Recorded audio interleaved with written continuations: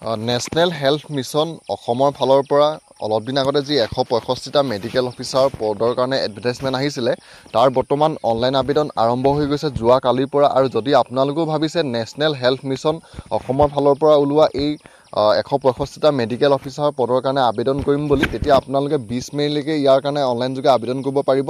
ইয়াৰ online আবেদন আৰম্ভ হৈছে 14 মে'ৰ পৰা। যোৱাকালিৰ পৰা ইয়াৰ যি অনলাইন আবেদন সেয়া অনলাইন আবেদন কৰা লিংকটো আপোনালোকৰ মুকলি কৰি দিছে আৰু আপোনালোকে 14 তাৰিখৰ পৰা এই পদকেইটাৰ কাৰণে আবেদন কৰিব পাৰিব 20 মে' 2025। ইয়াৰ অনলাইন আবেদন কৰা আপোনালোকৰ লাষ্ট ডেটটো হ'ল 20 মে' 2025লৈকে আপোনালোকে যি মেডিকেল অফিচাৰৰ কাৰণে আপোনালোকৰ এই 165টা পদ ওলাইছে এই 165টা পদৰ কাৰণে আবেদন কৰিব পাৰিব। আৰু ইয়াৰ আপোনালোকৰ কোৱালিফিকেশ্যনটো বিচাৰিছে MBBS ডিগ্ৰী কৰা হ'ব লাগিব আপোনালোকে এই পদকেইটাৰ কাৰণে আবেদন কৰিবলৈ হ'লে। আৰু এজ লিমিটটো আপোনালোকে 65 বছৰ বয়সলৈকে আবেদন কৰিব পাৰিব। ইয়াত এজ লিমিটটো দিছে আপোনালোকৰ 65 ইয়াৰ্ছ। আৰু ইয়াৰ আপোনালোকৰ যোনটো দৰমহা হয় মাহিলী দৰমহাত থাকিব 55,000 টকা।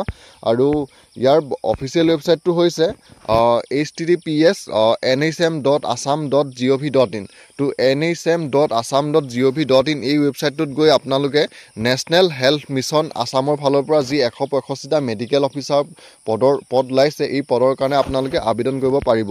তো ইয়াৰ আপোনালোকৰ অনলাইন আবেদন আৰম্ভ হৈছে 14 মে' অৰ্থাৎ যোৱাকালিৰ পৰা ইয়াৰ যি অনলাইন আবেদন সেয়া আৰম্ভ হৈ গৈছে।